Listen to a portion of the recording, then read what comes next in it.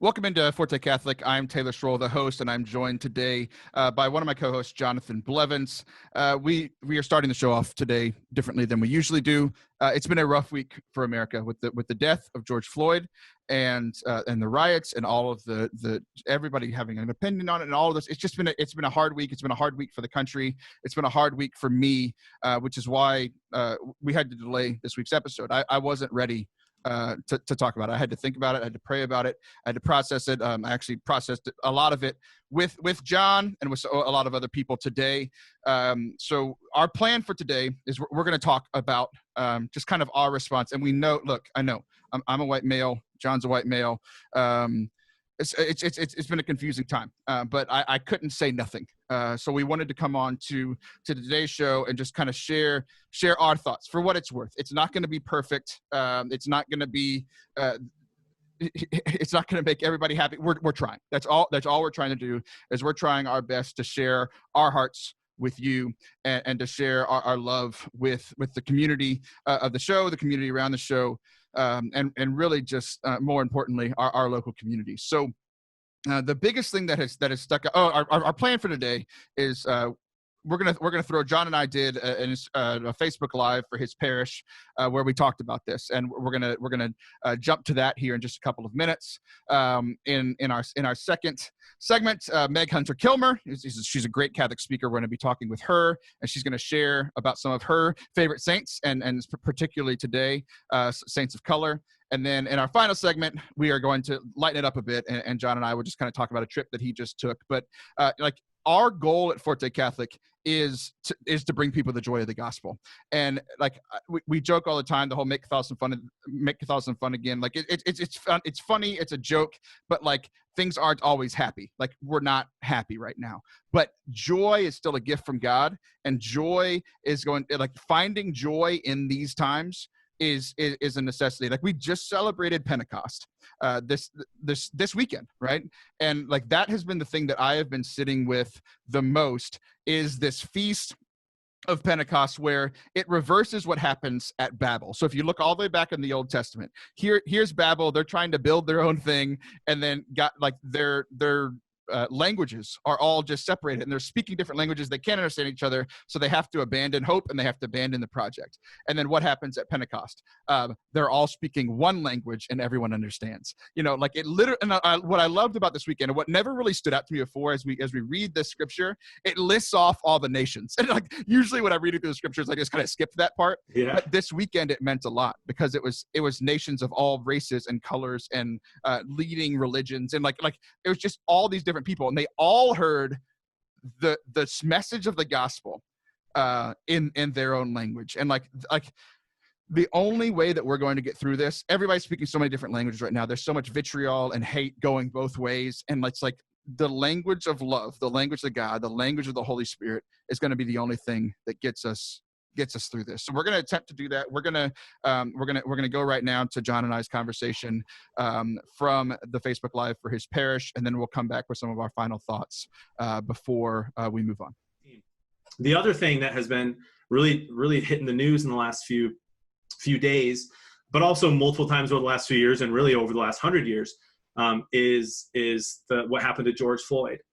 And before anyone has any thoughts that preconceived notions of where I'm going with this or anything like that, just know like where I'm going with this is we're Catholic.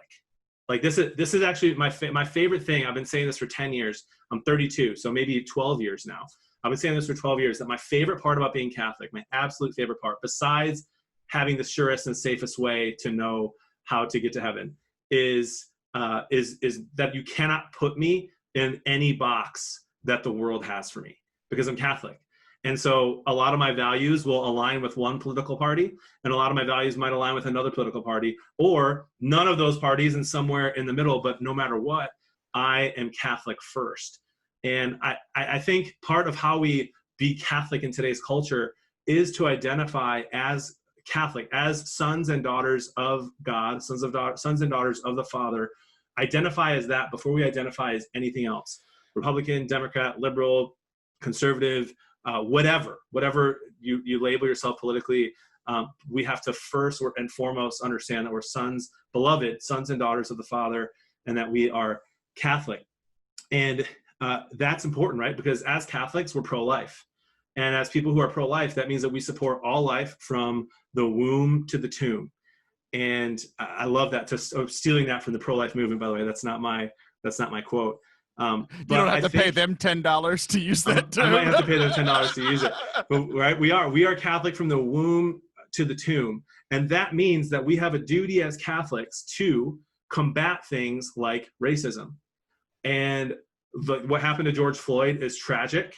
I know that there are political sides on both sides trying to politicize the entire thing. The riots that are happening right now, where more people are being hurt and violence is occurring, that's not pro-life either.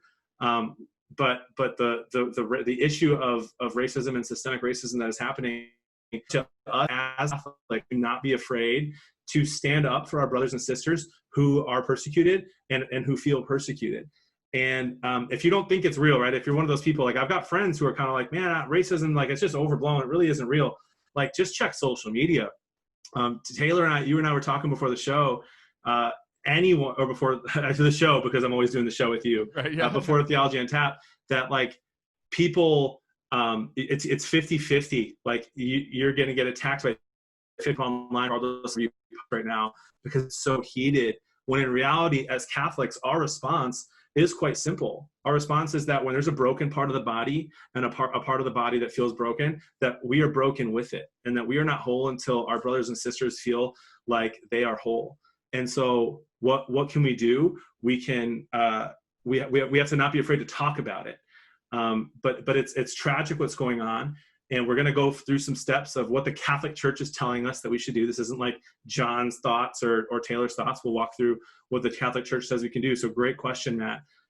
But it is heartbreaking. I just want to start with that, Taylor. It's been heartbreaking to watch what happened to George Floyd, has happened to so many others. And again, just want to clarify, I am not condemning police officers. Some of my very best friends are police officers. We all know not all police officers are bad, but that's not the point. Some are. I'm reminded, Taylor, of like when the Catholic Church scandal happened back in this past July, and then, in Boston, 10, 20 years ago, like it hurt. People are trashing the Catholic Church, trashing priests. And my reaction was like, no, I know so many priests. I have so many priests that are good friends. It's not them, but that doesn't help the victims who are feeling that way at that moment. Yeah. So of course there are good priests. Of course there are good cops. But how can we help our brothers and sisters who are feeling like a broken part of the body? But it's been super sad to watch. I've been shedding tears over it, praying for my friends, and listening and learning. What are some of your thoughts? Yeah, it's been a rough week, and I've hundreds of thoughts, but let's try. I mean, I'll try to keep it kind of like what you were talking about. It's like, first of all, the not being able to put Catholics in a box thing, because it's like I know that there are people out there that think and feel the way I do, but it's almost like that isn't allowed online and in public discourse. It's like you have to pick a side, and like we're even hearing people say that you have to pick a side. Is it cops or is it rioters? Is it George Floyd or is it that officer? Is it? And it's like you said it perfectly earlier, that we're pro-life. like no one should be dying in riots. George Floyd shouldn't have died. There's been a long list of people who have people of color who have been murdered in the last 10 years. That we can't stand for that. And then where I've been struggling as a Catholic is mostly my heart's just breaking. I laid in bed for 4 hours yesterday, and that's not a thing that I do. I wasn't napping. I wasn't doing anything. I was just, I turned my phone off. I just couldn't scroll anymore because all I saw was vitriol.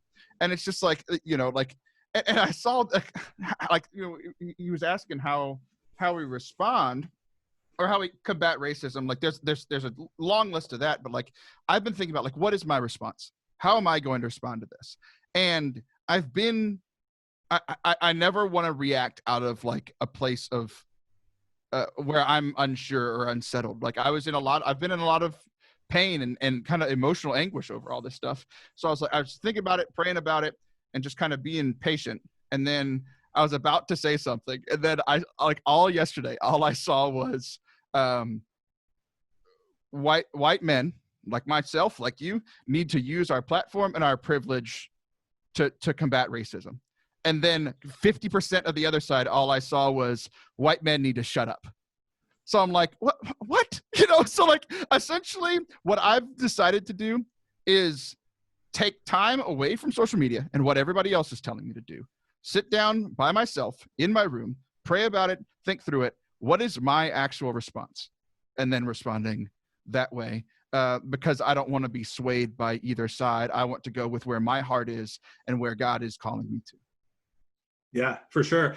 And as a, I'm listening to you speak, and as a dad, right, as a husband and a father, like part of this is like, how do we teach our kids? Like, how do we address this with our kids, and how did our parents address it with us that helped shape us into the people that we are, and what can we do similar to what they did, or what can we do different?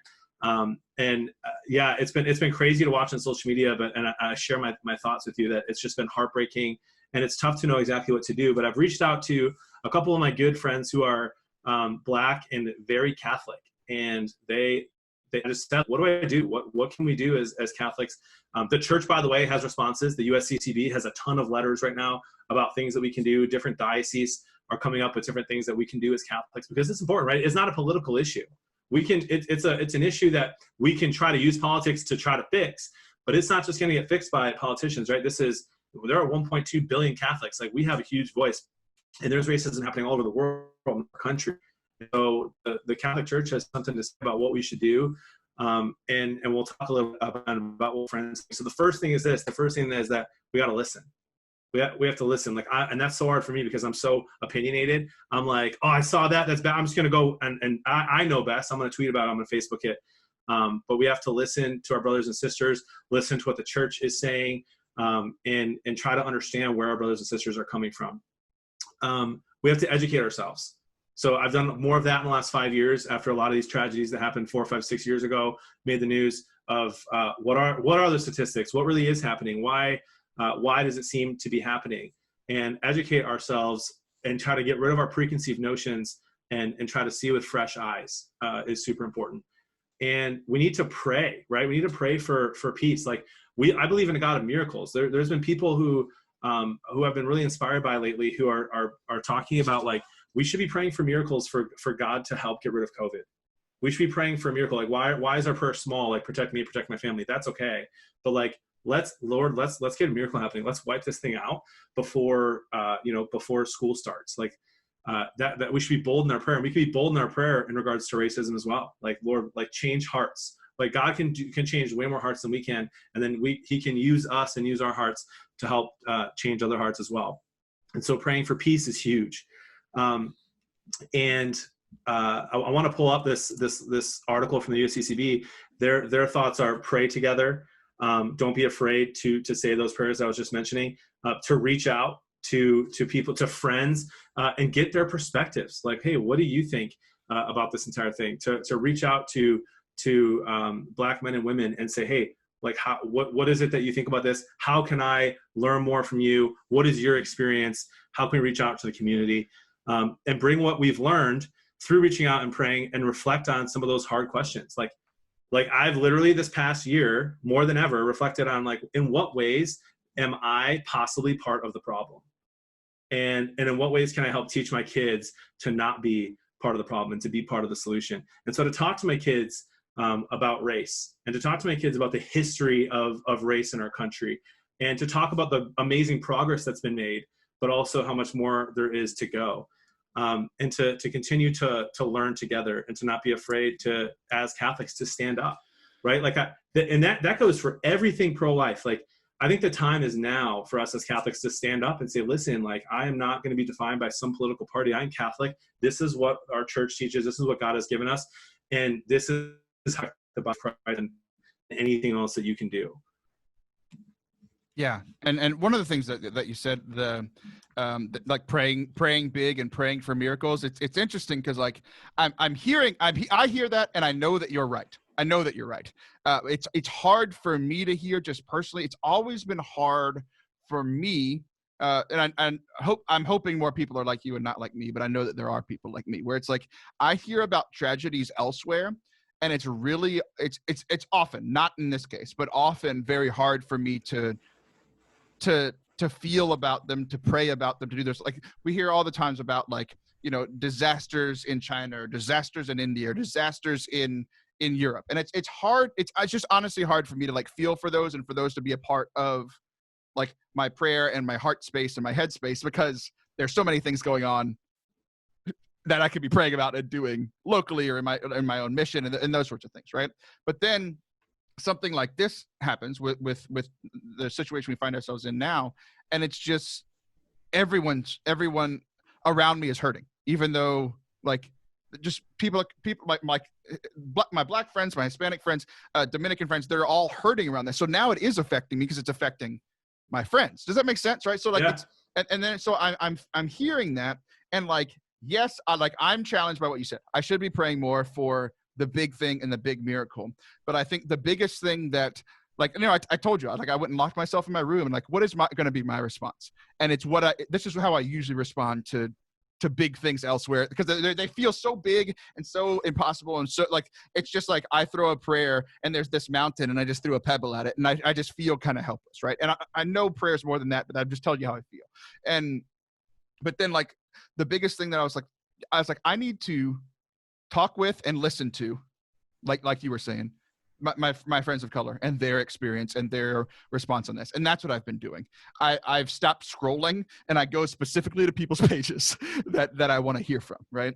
And then like today, I shared a little bit with you earlier, like there's a Black guy who runs a restaurant here, and he's one of the best men that I know. So today I was like, I want to do two things. One, I want to go support him and his restaurant. COVID happened, not great for restaurants. And now we're starting to open up. I wanted to go support him at like the first time that I thought about it. Two, I wanted to talk to him and I just wanted to tell him I love him. I'm going to tear up. I drove up the other day with my kids who are half brown. My wife's Hispanic.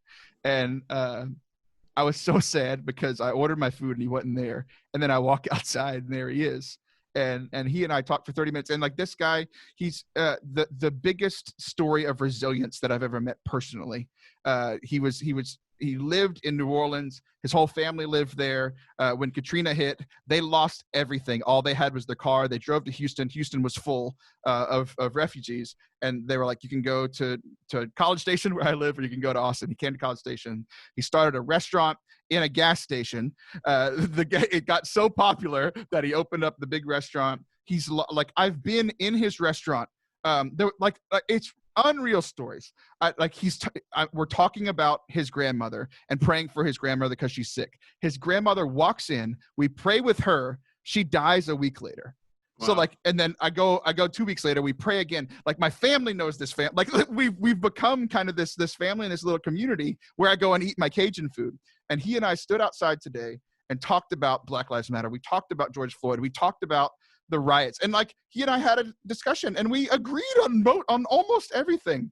And then a friend of his comes up who grew up with him in New Orleans, who's a police officer. They hug. He and I hug, and it was one of those things like we're supposed to be socially distancing still, but we looked at each other and we just shared our hearts with each other for 30 minutes, and we're like, love over social distancing, just in this case, And it was just a really special moment for me to be in his presence and just to love him and to receive love back. And like, so like, that's what I had to do for me. I had to do something local where I could just go talk to a human person, and it was beautiful. For sure. No, that's beautiful, bro. Thank you for sharing that. So that was my conversation with Jon, who's my co-host today, just about an hour ago on the Facebook Live for his parish. Jon, did you have any final thoughts on what's going on with the culture and with just the situation in our country right now? Just a little bit with the sadness that I feel for some of the families over the last few years in particular, where these cases, like this case with Floyd, and rightfully so, was videotaped. We saw what happened. We saw even what happened before. We've seen the whole thing. There's no speculation, right, of what happened to him. A couple days before that, Breonna Taylor was killed. And that was not really talked about a ton by the mainstream media. And a couple days before that, someone else. And like for the past few years, like whenever a huge case happens, John Martin, you name it, there's other cases that you'll start to learn about as you start to read through all the different tweets and all the different news that you're like, whoa, why didn't I hear about that one that happened 2 days before, or the one 4 days before that, or 5 days before that? And my heart just breaks for those families. And so in particular, Breonna Taylor and her situation, like, I just think it's important for us to remember the names, to pray for their families, because a big case like George Floyd is overshadowing a huge issue. And as Catholics, again, as I said before, like as Catholics, like we got to do something, and not make it political, but to do something to actually affect change in the world. Yeah, for sure. So we need to listen, which I've been doing a lot of. I've been much more quiet than I usually am, just listening, taking things in from both sides, from every side, and just like what rings true and sits with me, and how can I respond? How can I show love to the things that I can actually do, my local community, in my family, with my friends, with people on the show. Thanks for being with us here today, guys. We're going to close out this first segment of the show. Whenever we come back, I'll be talking with Meg Hunter-Kilmer about kind of her radical life and some of her favorite saints of color as well. So do not go anywhere. We'll be right back. Welcome back to Forte Catholic. I am still Taylor Schroll. We have dropped our co-host just because of timing. The world is crazy. We all know that he was traveling, but we've got another person who knows a little bit about traveling. She travels just a little bit. Meg Hunter-Kilmer is my guest today. First of all, welcome, Meg. It's nice to have you here. Taylor, thank you so much. I'm psyched to be with y'all. Well, good. I'm excited, primarily because most guests I come on, there's like two groups: people I know very well, or people that I've literally never heard of, where it's like, they come out with some radical book or something, and I'm like, I got to talk to this person. They seem crazy or awesome or, whatever. They're on an extreme something. But you're right in the middle. I think you might be the first person to ever come on as a guest that is an enigma to me. I know about you. I know what you do. I have known what you do for many, many years. I've run into every other speaker at a conference or a retreat or something. You and I have never met. And it's very strange to me. Yeah, it's baffling because I feel like the Catholic world is really small. Like, should we not have been like seated next to each other at a table for a fundraiser or something? Right. What are you gonna do? I know it's been very strange, but I'm very happy when I reached out and you were like, yes, I'm available, because most of us are now. And usually you're traveling the world, but right now, because of the world, you are not. Yeah, exactly. So for people who don't know me, I'm a missionary. I live out of my car. So I used to be a regular person with like a house and a job. I went to Notre Dame, got a couple degrees in theology, taught religion for 5 years. But for 8 years now, Taylor, I have been living out of my car. So I have not had a permanent address in 8 years. Literally everything I own parked in the driveway right now. And I drive around the country, fly around the world, tell people how much God loves them. So currently I'm at my sister's house, but I was squatting at an abandoned rectory in Oklahoma for a couple of months. Wait. Abandoned rectory? How do you get connected with that? I mean, I guess when I say abandoned, I just mean it's not sketchy. There were no priests there. Not like I broke in through the confessional window and was living in a haunted rectory. Yeah, it was just a rectory that's not in use right now. And I ran into my goddaughter's godfather, and I had met him one time and was like, I think I know that guy. And so I was like, oh, hi, I think we share a goddaughter. And he was like, oh, one thing led to another. He's a priest. He has this extra rectory. It's attached to a church. And at that point, it was kind of looking like the diocese I was in might shut all the churches. And so I was like, if I can get under the same roof as Jesus and be able to get in front of the Blessed Sacrament, I cut off an arm. I don't care. I don't care how abandoned and sketched out this rectory is. Give me Jesus. So it was a real grace to be able to be there. So, okay, I did this thing. This was maybe a year ago, but I finally shared publicly something that's kind of embarrassing. But I realized that, one, I'm not the only one, but the people who were against me were very against me. I am terrified to be in a church alone. I've worked in churches for years, and so when I turn off there's one church that I've worked in for the last 5 years, and there are literally no windows. It's an old Protestant church that the Catholic Church bought. There is no windows. It's a completely enclosed building. So when you turn off the lights, you turned off the lights, and it was terrifying. And everybody was like, well, you don't love Jesus enough and feel his peace. I was like, I'm running through the church. This is scary. Where do you land? Okay, so the Eucharist is not magical, right? if a murderer comes out of the closet, you can't hide behind the tabernacle and they won't see you. But I love churches by myself because I like to be comfortable when I pray. And so like usually if I'm in a church where someone might walk in, I'll sit on the floor and like get judged when people walk in, or I have my knees pulled up and my head down, and so they think that I'm curled up in the fetal position on the floor crying, which is always awkward. But when I was staying in this church and I was like zero possibility anyone to walk in, I was bringing a pillow and blanket and like curling up on the floor and lying there, because some people pray well with their bodies, but I don't. My body's a huge distraction to me. And so if I can be comfortable enough that I'm not constantly thinking about how I wish I was comfortable, I just pray so much better. So like a church where I know I'm going to be alone is awesome, because I can I don't have to, pretend I'm one of them fancy people that kneels. I was just like straight lay on the ground.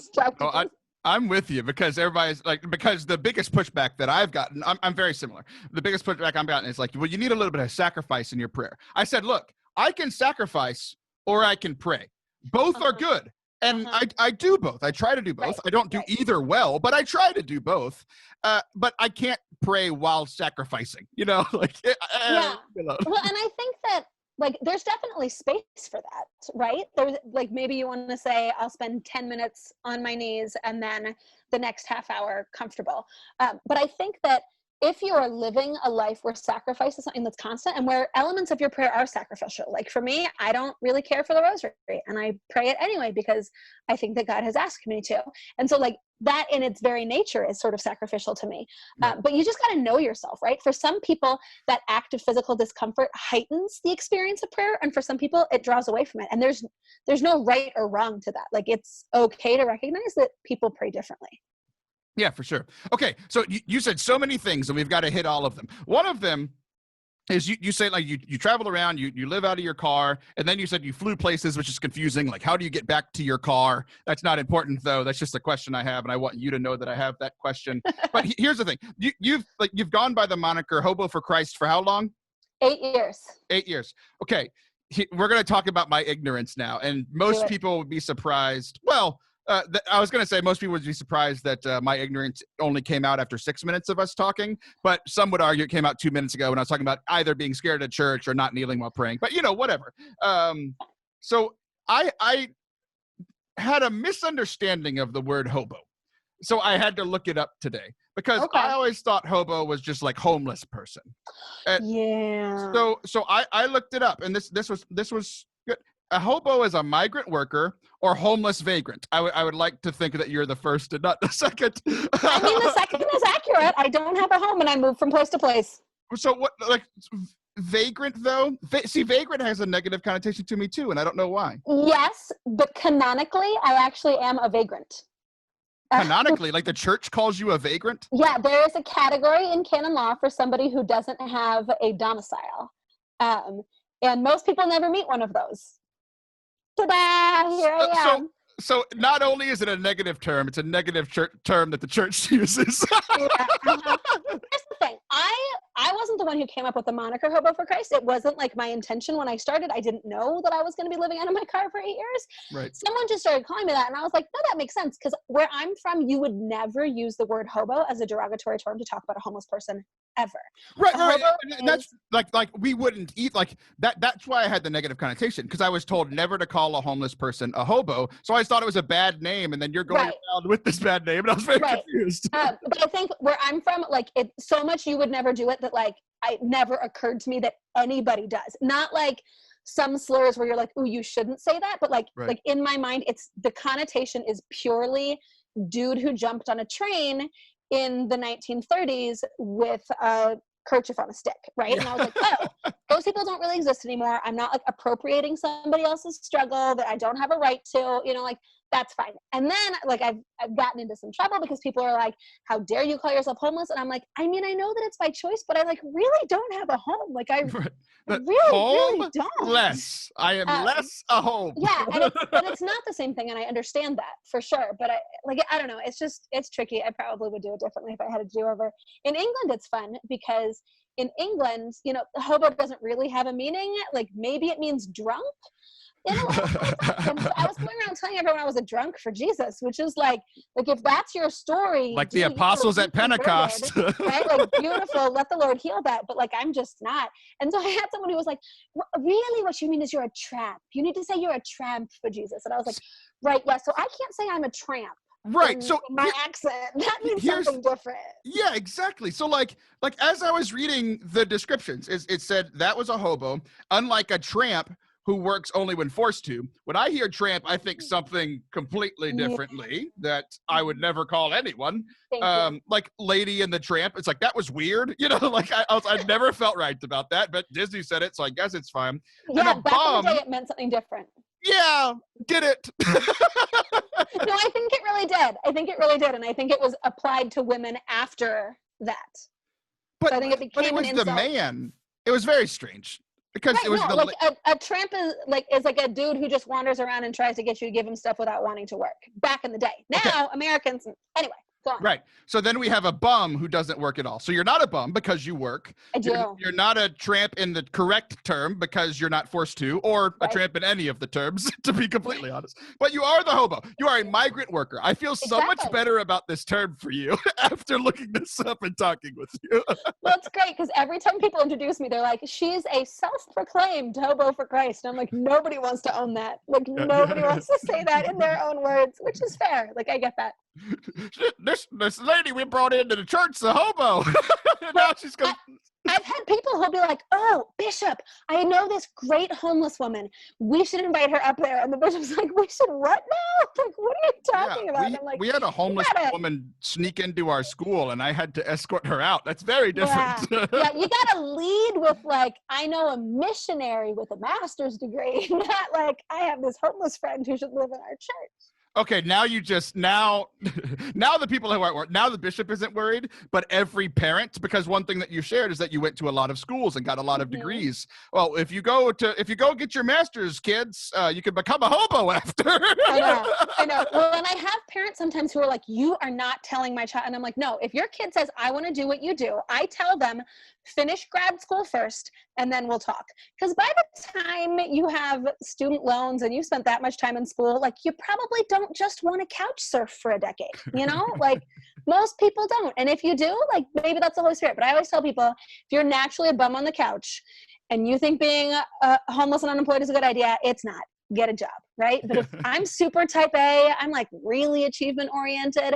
If I felt like this was a good idea, I knew it had to be the Holy Spirit, because there is zero possibility that I come up with something like this myself. For sure. So we've gotten to know you, and one of the things, like when the world is on, you travel the world and speak. I know that you were based, with your family for a while the whole virus was going on.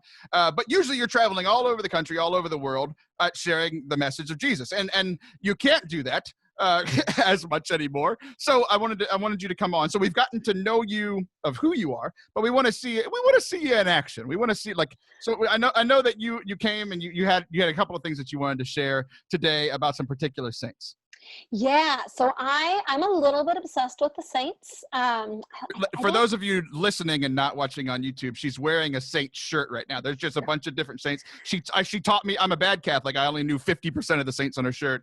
She taught me about the other two. But anyway, you've got some other saints you want to talk about. Yeah, I just have discovered in recent years, like, I wasn't always into the saints, but I've discovered how powerful it is to hear the story of somebody who struggled the way that you struggle, or who suffered the way that you suffer, or who lived the way that you live, who has a shared experience with you, and just how profoundly the Lord is able to speak healing into people's hearts when they recognize that holiness is possible in their circumstances, right? The way that they're living. And I think one thing that I've really tried to be intentional about in recent years is talking about saints of color, because I think a lot of our churches were built by Irish communities, Italian communities, German communities, and they put in their Irish and German and Italian saints. And that's great. That made sense, right?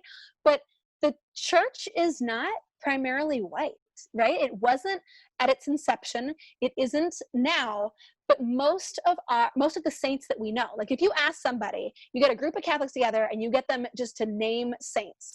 I mean, you're probably, like, if you get 50 saints, maybe you're going to get 5 saints who aren't depicted as white, you know, and like maybe they'll put in the apostles, but they're not gonna talk about them being Middle Eastern. Right. You're gonna get like Martin de Porres and Josephine Bakhita, maybe Juan Diego, and like if somebody's super woke, you might get like Andrew Kim Tae-gon, right?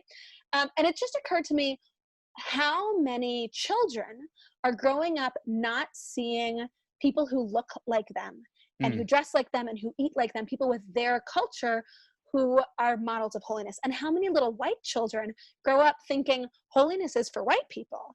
And, you know, like the way that cements prejudices, and the way that it just like dehumanizes these Catholic children. And so I've started really trying to call attention to saints of color, among other things, and just seeing the fruit that the Spirit is bringing in that has been an incredible gift.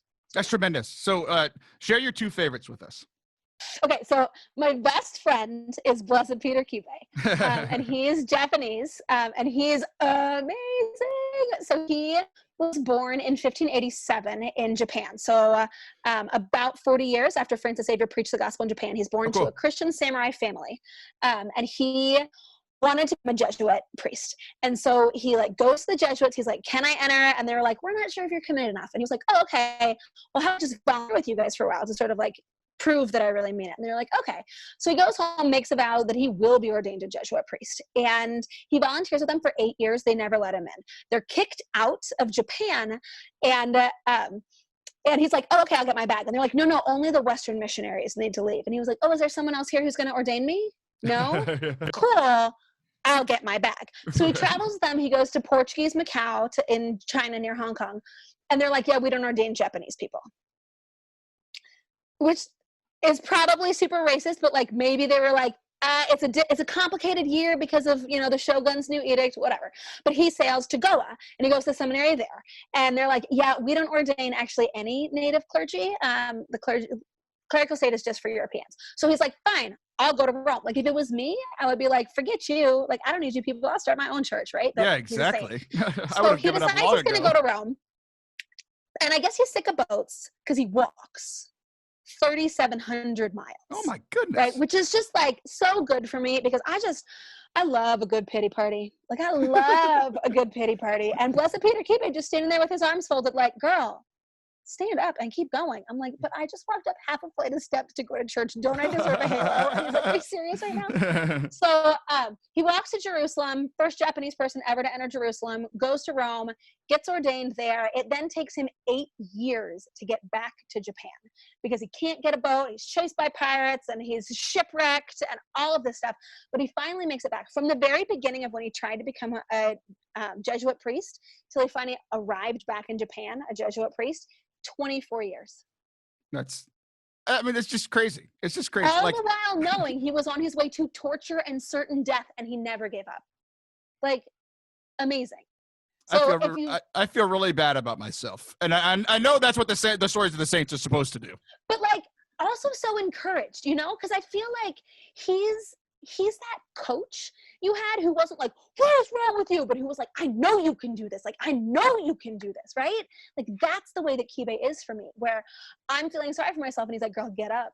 Like, we got this, you know, not you got this, but we got this, because he's walking alongside with me. And so he spent 9 years ministering. So if you've seen Silence, the Martin Scorsese film that came out a couple years ago, like, picture that, right? Those mountains, those waves, those people who move under cover of darkness, who are going to get killed if they're caught. Like, all of that imagery was so powerful for me, because I met Kibe right around the time that I saw that movie.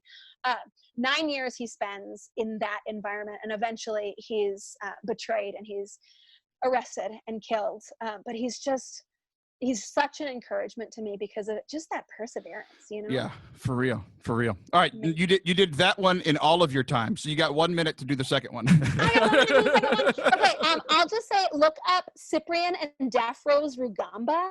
They're amazing. They're a Rwandan couple. He was awful. He was an atheist. He was an adulterer. He had an illegitimate child. She is like trying to be faithful. Eventually, he has this conversion. He's this like brilliant choreographer, and artist and musician in Rwanda. And he has this conversion and they have reconciliation in their marriage. And it's amazing because you look at pictures of them and she looks at him like the sun rises and sets on this man who made her life hell for 20 years. Wow. You know, like just the forgiveness in her and the conversion in him. And they brought about this revival in the Rwandan Catholic Church, and they ended up being killed at the very beginning of the Rwandan genocide. Oh, yeah. But for them to be on track to be the first saints of Rwanda as a couple whose entire life was defined by reconciliation and by mercy is, I think, such a gift to the nation of Rwanda and a gift to the world. Like, it's such a blessing to see that healing is possible, that mercy is possible, that God can work miracles in marriages too. I'm going to have to show that lady to my wife for sure. We could go on for days, but we are out of time. So you'll definitely have to come back. But before you leave today, how can people get in touch with you? So the easiest thing is to Google Hobo for Christ, and you'll find my website, and I've got buttons on there for Instagram and Twitter and Facebook. I'm not great at posting on my blog, but I'm good at showing up on Instagram. I've got a podcast that has back episodes, and maybe eventually I'll record things again. Like life, right? Yeah. But yeah, podcasts and a YouTube channel, but mostly Instagram and Facebook is where I'm at. Awesome. Well, thanks so much, Meg. I appreciate it. This was a lot of fun. Everybody else, we will be right back, and maybe Jon will show back up. Who knows? Don't go anywhere. Welcome back to Forte Catholic. I am Taylor Schroll, once again rejoined by Jonathan Bearded Blevins. I can say that in full confidence, or in full confidence now, because the beard's back, baby. It is back, baby, and I'm glad that you think so, because all my friends think I should keep it at the exact length that it is now and not grow it out, because they say I look better and thinner. Well, you just look thinner because you've been working out. Those are believe it, dude. Different things. Jon, you just drove across the country, which is a strange thing to do. Like, how many? Okay, you went to Arizona. Yeah. How far away is that from where you live, miles wise? So I actually don't have that memorized, but my wife made a Facebook status about the total trip. So if you're good at math, you can help me divide by 2 this number. But we actually drove in total 3,663 miles. And I'm brilliant, meaning that I pulled up my phone quickly. 1,831 and a half miles. So I'm get like 24 hours of driving each way. 56 total. Oh my hours. Gosh. In the van, in our brand new, I mean, it's not brand new, it's brand new to us. It had 30 something thousand miles on it, and now it has 50,000. Honda Odyssey, my friend. Wait, you have a Honda Odyssey? I have a Honda Odyssey. It's in the shop right now. It's like the Catholic dad thing. Yeah, 2010. So it's in the shop. What about yours? I think mine is like 2016. Look at you, Mr. Fancy Chicago worker. Okay. We don't even make them 2010 in Chicago, dude. Yeah. So you took here's the thing, though. We like, it was this debate for weeks on, do we go? Like, COVID's happening. We live in a horrible county with COVID, but we've been sheltered literally the entire time. We have our groceries delivered. Like, we have not gone out anywhere since this whole thing happened. It's a long drive. We couldn't fly because obviously that's expensive and dangerous. And so it's like, man, but we want to see my parents and our good friends, Joel and Colleen, and their kids, who've also all been quarantined. So it was very safe, but we were nervous. What are people going to think? We didn't post about it on social media at all before, like, until like halfway through the trip. I started doing it a little, and then Jody shared it when we got back because we didn't want to be judged, right? Like, we saw people driving across the country like months ago, and we're like, man, that doesn't seem safe right now. But we did it in a safe way. The kids never left the car. I was the only one who went into the gas station like to buy anything, used a glove, had the masks on. So it was a really cool thing. We finally decided to do it, and we're so glad that we did, because it was amazing. Yeah, so y'all were gone for, was it like a week and a half, 2 weeks, something like that? A total of, including the driving days, we were gone for 17 days. Yeah, okay. So I knew it was somewhere around there. And it was one of those things that, like, you and I were texting back and forth, and like I would either see on your feed or on Joel's feed, who's a mutual friend of ours. Y'all are great friends. He's been on the show a couple times before. I would see little things and we'd go back and forth, but it was like, you're enjoying your time with the family, and I didn't want to press too much, but I was like, this trip looks awesome and I can't wait to talk to you about it. So here we are talking about it. And like, so at least for me, I want to go backwards, because like one of the things that like you posted on the drive back, and you were kind of giving updates as you were going across the country, which was just fun for me. It was just cool to like imagine what was happening with you as a dad driving the car, and the great moments and the terrible moments of kids in the car and all that stuff. It was just fun for me to imagine, and I'm guessing I'm about 98% correct of what happened at every moment. But absolutely, that's a whole other thing. You're driving through Colorado, and it was one of those things that like I've been in my house most of the time. Like this week I started going out, like things started opening up. I've gone to the gym twice. I haven't died. I almost did, but it wasn't because of COVID. It's because I'm so out of shape. But you shared this picture of y'all in Colorado, and this beautiful scenescape and this beautiful mountain. And like, I was like, I haven't been impressed by God's creation in 2.5 months, because I haven't gone outside. All I've seen is these padded walls. And some people think I should have gone away for 2.5 months in a padded walled room, but that's a whole nother thing. And I was just like, Jon, you just showed me God's creation through Twitter. Amazing. So, well, here's the thing. Like Jody, when you get her, that's my wife for those listening, when you get her like excited about an idea, she's in. But sometimes it's hard to get her excited about like driving across the country with two toddlers. Why would that be a difficult thing to convince her? Right? And a 3-month-old baby, and a 4-month-old baby. Sounds terrible. I would never do it. Our baby is so chill. She really is. But I'll get into that in just a second. But like once we started the trip, the second we got in that car, we both knew like this is going to be fun. It's going to be joyful, and it's going to be great for our family. And so on the way home, it wasn't difficult for her to convince me that we should take the longer way home. Like after being gone from our house, she's like, let's add 5 or 6 hours and go through the mountains of Utah and the Rocky Mountains. Dude, I could not believe it. I couldn't believe it. Like, and I echo everything you just said. Like, haven't seen beauty in 2.5 months of God's creation. Whoa. Okay, Jody's God creation. You know what? Nature. You were just talking about your wife. I just want to make sure you didn't get in trouble. I haven't seen beauty in 2.5 months of God's creation. I'm like, that's Jody. He loves you. I promise. I love her. She's beautiful. But dude, like, but I was like, yes, let's go. And we're driving through Utah. And I don't know if you've ever driven through the mountains of Utah, but Utah is like my. It might even be better than Colorado, in my opinion. Like it was every mile in Utah, the mountains were different. Like there's tons of trees, and then there's like this weird clay kind of stuff and all these different colored rocks and clay. And you're like literally we're driving, and I was just like, look at the dirt.